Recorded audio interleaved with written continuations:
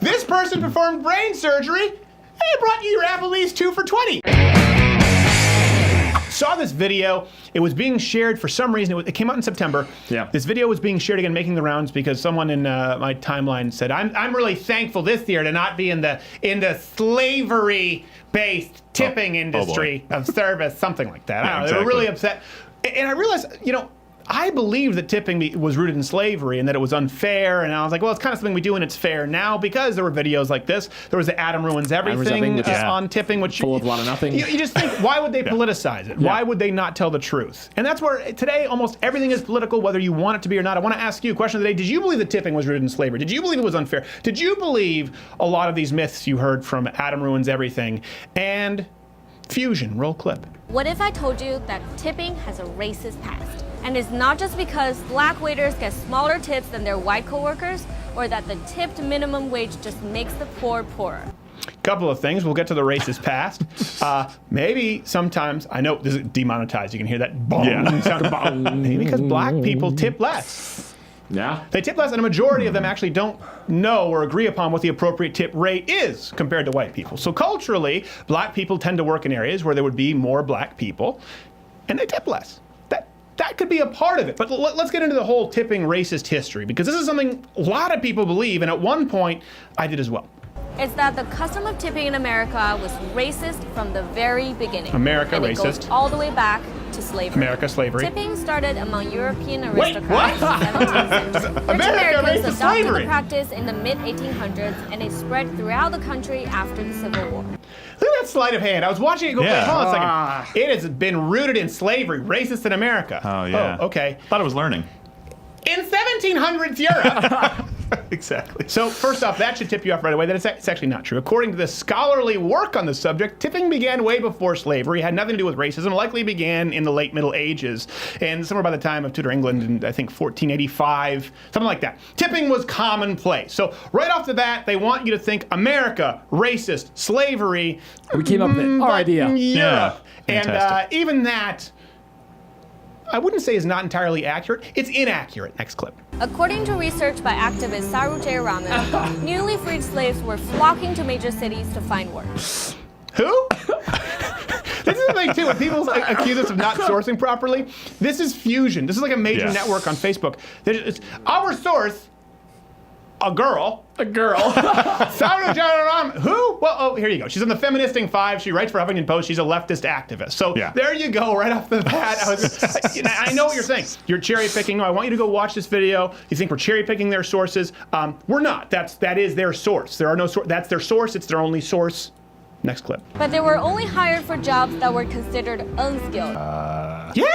So she's talking about slaves after slavery. Listen, no one is condoning slavery, right? No. Anyone in this room, right? No. Any hands up condoning Not a slavery? fan. No. Okay, no one's condoning slavery. But slavery was a law of the land. Slavery, as you talked about, even with Europe, slavery was the norm. People had lived with slavery, and now you freed slaves, and of course they were unskilled. They were tilling the field. So listen, it's not perfect, but baby steps. You're not going to get the Count of Monte Cristo out of his 10-year sentence immediately, but if you could get him in, like a basement apartment 4 months in, he probably would have been taking it as opposed to etching on the wall. But listen, I'll take the baby steps. You're no longer a slave, so we're trying to feather you into the economy. We're gonna do this. Can you do the service industry? Let's try and build some.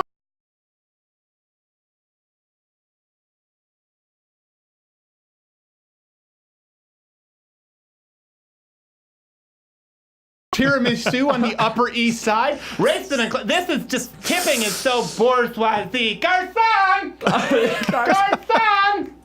Could I have a sprig of mint on my tiramisu? That means boy, right? Yeah. Isn't that almost a slur or something like that? Like, No, it's not. Not a slur, means but boy. No, but isn't it boy? If it's in like in a bad way? Podesta's basement, there's a connotation, but it's not a slur. Gotcha. Okay. Was that your only question? Yeah, that was the question I had about it. All right, next clip. This attitude is summed up in this passage by a reporter in 1902. I had never known any but Negro servants. Negroes take tips, of course. One expects that of them. It is a token of their inferiority. But to give money to a white man was embarrassing to me. So John Speed Journal. So I searched high and low, and I could find nary an article from a John Speed in that area, let alone one with a lisp.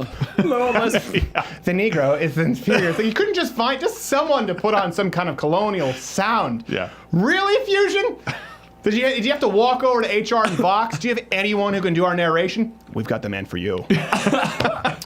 But I did finally find out the original article from John Speed was in McBride's magazine. Here it is. And it was actually, the journalist was talking about how common white servers were in the North, and he found that kind of odd because he was from the South, so he'd only seen black servers. So again, they have one source, then they're talking about this article taking a paragraph to mean something that it's almost the opposite of what he said in the article. Oh, Next clip. figure. By the late 1880s, black workers accounted for nearly half of the hospitality industry. Then in the 20s, restaurants that were losing money because of prohibition laws encouraged tipping, making it even more popular. Okay. Black Americans accounted for almost half. What about the other more than half? Majority, or plurality, some might say. Who makes that demographic up? I'm still looking for the negative part here. They're giving them money. I don't understand. Well, they almost were half. I understand if we're going to look at percentage of the population, but that means more than half were not black. And by the way, no mention of the Great Depression in here, by the way. I know the Great Depression started later in the 20s, but even if you look at basically Prohibition, right? It was the Great Depression for industries that were based on alcohol. Yes. Yeah, it was a tough squeeze for them because you had made your living, it's a pub, it's a bar off of alcohol sales. And before the Great Depression, they said, no, none of this for you. So for those people, it might as well have been the Great Depression. And so they were finding any cost-cutting measures they could. They couldn't serve the thing that made them money. Imagine if Applebee's had to survive without selling their $7 sangria on Tuesday nights. Imagine. They were It's tasting that just food. in the 20s, they were all of a sudden Prohibition occurred. Like, can we interest you in a taquita roll? No. How about some bathtub gin? Exactly. All right, next clip. In 1996, the then head of the National Restaurant Association, Herman Cain, convinced a Republican-led Congress to set a White two-tiered wage supremacist. system for tipped and non-tipped workers. The tipped minimum wage was set at $2.13 per hour. Today, in 17 states, the legal minimum wage for tipped workers still only $2.13 per hour. I just had to include that because it started out based in racism and slavery, and then Herman Cain, who was the blackest guy to ever run for office. We're not talking about Barack Obama. We're not talking about Condoleezza Rice. We're not even talking about Ben Carson, single mother Detroit, trying to stab. Abercrombie, kind of black. We're No. talking about my plane is 999. Get yourself some Gotti's pizza, bitch.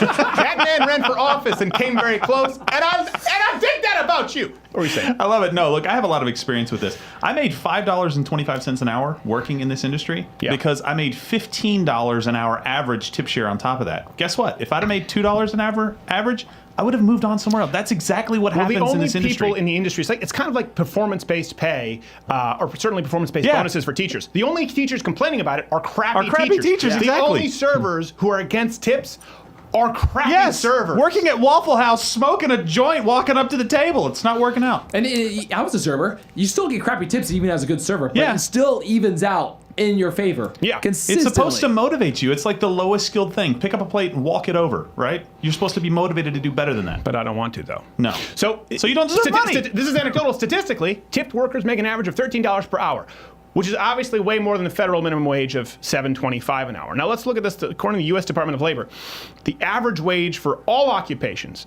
is $16.87 an hour. Okay? Yeah. So $16.87 an hour. People in the service industry who work on tips are making about $13 an hour. Listen, they're not rocket scientists. They work hard. This includes actual rocket scientists make $16.87 an hour. 13 an hour is You're pretty good within striking distance of the person who might be. I mean, this is all a part of the same statistic. This person performed brain surgery. They brought you your Applebee's 2 for $20, and they got it wrong. Twice. The spinach dip was runny. It's always runny. Have good spinach dip. Watch, someone's gonna say, "Well, no, the brain surgeon makes $16 an hour." I'm talking about the statistics. Yes. And you guys work hard. That's fine. We're not talking about hard work, though. We're talking about skill. Yeah. I don't know how much. Here's the thing: if you want to be a server, honestly, and just you want to get good tips, just be nice. Yes. Just be a nice person. Don't be a jerk. I'm Show amazed up when I go every once in a while. Just, Come back to the you ever table. just go to a restaurant And you're like, I can't believe that this is, and you end up tipping them 15 or 20% anyway because you have to, because you know this, that obviously they make their money off of tips, and you have Adam Ruins Everything saying you're a jerk if you don't tip them. But this person literally walked up, didn't serve you the food that you ordered, refused to change it, and then charged you for both dishes in the first place. You want to get tipped well? Just be nice. That's a start. Next clip. Non-white restaurant workers take home 56% less than their white peers. Okay, a lot to unpack here. It's such a short phrase. She says so it started out as slavery, black, ignoring Europe, right? Ignoring where it actually, ignoring the Middle Ages. Now it's non-white versus white. So that includes everyone who's not white. It's no longer about black. And you notice something here? This is just the restaurant worker comparison. Yes. Yeah. This is the Vox tactic of just changing the parameters and the definitions as we go along. Consistently changing the parameters. Start with what we agree on, and then move out to include more and more. What starts with a lie. More. Starts a little kernel of a lie, and then it grows into a popcorn of bullshit. And it's just restaurant. This isn't now. It's not only not about servers. It's not about tipped workers. It's just everyone working in a restaurant. If you look at, does that stat include Michelin star chefs? Does it include sous chefs? Does it include people who are working as servers or working as managers at high-end steakhouses? This is the total number, and they just say, oh, by the way, whites and non-whites. Yeah, I looked at the NLRB stats, or the Labor Review Board, and they said that 7 of the 10 were food service industries. It included cooks. It included dishwashers, and I'm like, of course. That's an easy job. You pull it out, you throw the rack over here. You can't put all that in and lump it into this one stat. Well, she did. Next clip. Good effort. According to J.R. Ramen, almost 66% According of to the J.R. 6 Ramen. million tipped workers in America are women. Okay, sounds about right. And 93% of workplace deaths are men. Why? That's because your chances of slipping on somebody's Arnold Palmer at an Applebee's as you serve the runny spinach dip is far lower than someone falling off a roof while they're installing roof material in summer. Roofing is the name of the job. Shingles. Shingles is the disease. I don't really know if they install shingles. 66% of tipped workers are women. Great. And they're making more than the average hourly rate nationally. Isn't that fact? So now we're saying a majority are women. They're making more than the average worker. By the way, 93% of workplace deaths are men. Moving on. Europe, where this whole thing began, has long now she talks about Europe. Pay restaurant workers a full wage. Yeah, and by the way, in Europe, they're bitching about it. They're bitching about going to tips, going away from tips, and how their wages are declining. Yeah, at the end of this article, too, they're praising 2 companies that went away from tipping and just paying their employees more. And one of the companies, all the servers revolted and wanted to leave because they were making less money going that way. They wanted to be rewarded for performance. And you know why that happens is you take away tips, the good servers leave, they go somewhere else, and then you're left with the crappy servers, and no one wants to go to your business. It's like the fight for 15. Yeah, exactly. Yeah. But if you're paying them 15, but they can't even put the fillet of fish on properly, no. Yeah, I'm putting a kiosk up front and replacing a few of you guys. And you're screwing the guy who is working his way up to management. Yeah, you're screwing the guy who is working his way up. The guy who shows up, the guy who suits up whether he's having a good day or a bad day, and he says, "Hey, I'm going to be the best damn server that I can be." There's so much upwards mobility thanks to free enterprise in this country. You don't have to. You can work at McDonald's for 6 months, 9 months, and just not be an autistic pothead, and you will be a shift manager with Benny's. Okay, this is what's this. And I hate to do this because it's one of those things. I don't want to be that guy who's saying, hey, why are you always blaming the white man for, but it's just they're taking a lie. The idea that tipping is based on slavery and racism, carrying that into today with a bunch of false statistics and one Indian lady who apparently is the authority on all things tipping-based wage, and then using that to paint with a broad brush our economy is unfair and the system is corrupt and the deck is stacked against you because of white men who didn't even create tipping in the United States and didn't create slavery either. By the way, who's doing the most to ensure that servers make more? I hate to do this, but when you politicize everything, it's white male Republicans who are statistically the best tippers. Point final, as we say in French Canada. That's it. That's all. Pack it up. Send it on back to Mrs. Tiramisu at Orsay on the Upper East Side. Hey, if you like this video, subscribe. by clicking the button that says subscribe. If you're not aware of it now, there's no way you're learning the internet at this point. I'm not going to help you. But this was clipped from my daily show, available exclusively to lotterwithcreditor.com/mugclub members. If you're a student, military, or veteran, enter in that promo code. It's less than $6 a month, and you get daily content. No more clips, plus this hand-etched mug. Oh, when I feel it, I got a chill like on the inside.